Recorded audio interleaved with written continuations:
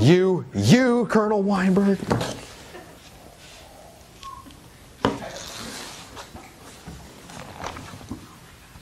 right. We're rolling. So start whenever you want.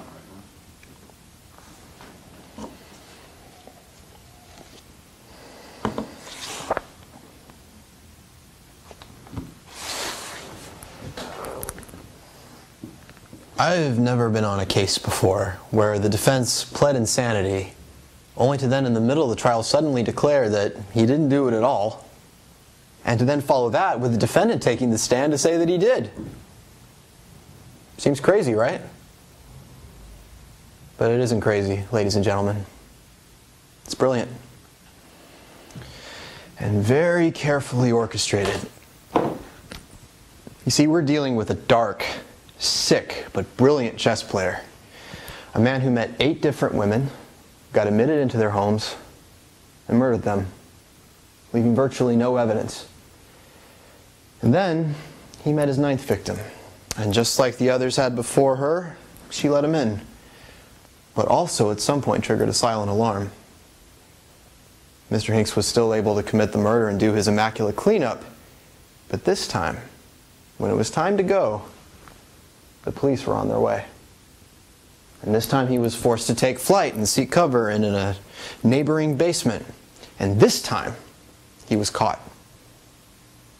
Now he knew that the police would be searching his apartment, and he knew they would be finding those clippings, those web printouts.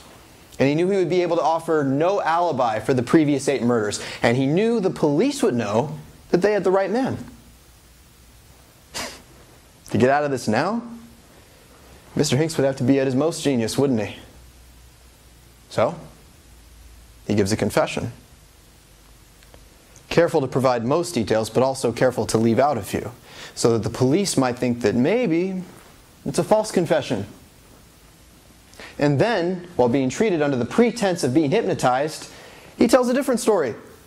Story of innocence. And then he hopes that this therapist will become his pawn. Now, Miss Reynolds is no pushover.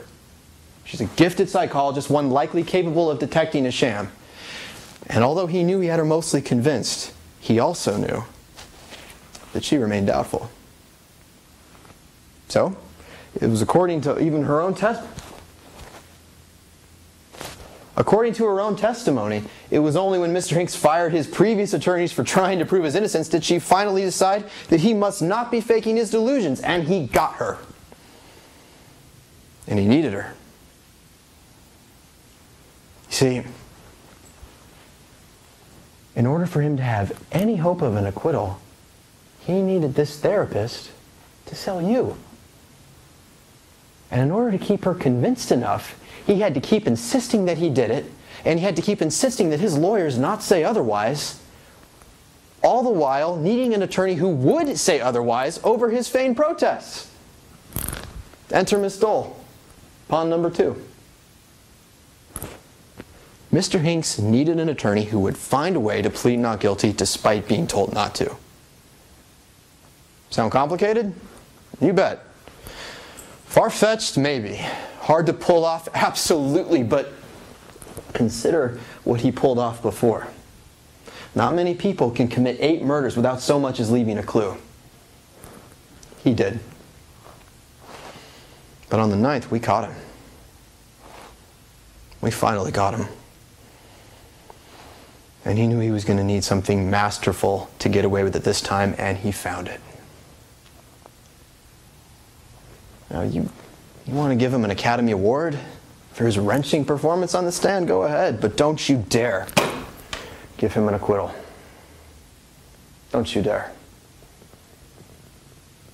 You don't want him out there looking for number 10.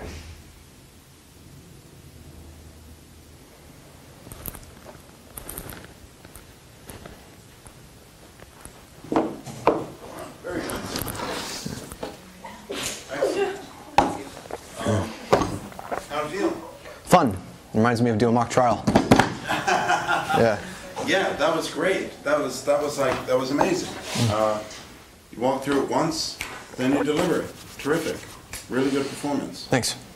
Very, very nice. Well thought out. And I would take it as a compliment that the first time you were going through it and you said line, that everybody scrambled for their papers. Everyone's like, oh, Michael Hanson's up, no need to be up. No way. When you add the blocking to it and like needing it to kind of be somewhat consistent, you know, that's a whole other challenge. I know, Yeah. it's a lot, it's a whole lot. And you succeeded with flying colors. Thank you. It was really good, and a really good performance on top of it. Excellent. Excellent work. Thanks. It's fun. Okay, Stephanie. Oh, skate.